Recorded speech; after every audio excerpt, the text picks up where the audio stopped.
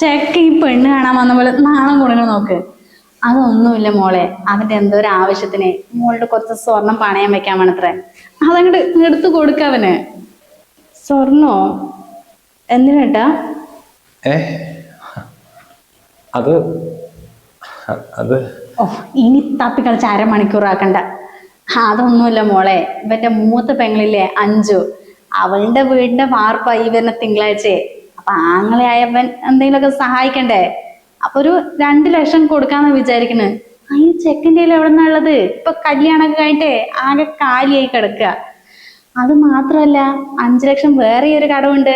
വെറുതെ എന്തിനാ ഈ കല്യാണം കഴിഞ്ഞിട്ട് ഈ ബാധ്യതയും ചുമന്ന് ഇങ്ങോട്ട് നടക്കണ്. അപ്പൊ മോള് കുറച്ച് സ്വർണ്ണം അവന് പണയം വെക്കാൻ കൊടുക്ക്. അവൻ അതൊക്കെ തീർത്തിട്ടൊന്ന് സെറ്റ് ആകട്ടെ.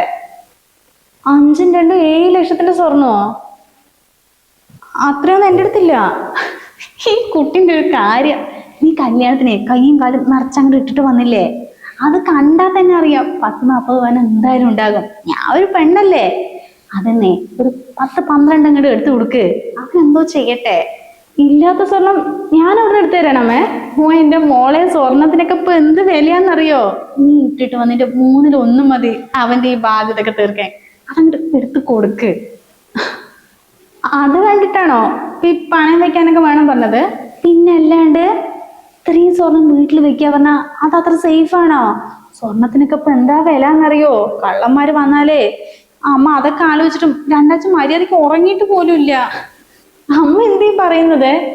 അല്ലെങ്കിലും ഈ റോൾഡ് ഗോൾഡ് കള്ളം കൊണ്ടുപോകുമ്പോട്ടേ ആരെങ്കിലും ഉറങ്ങാണ്ടിരിക്കുവോ?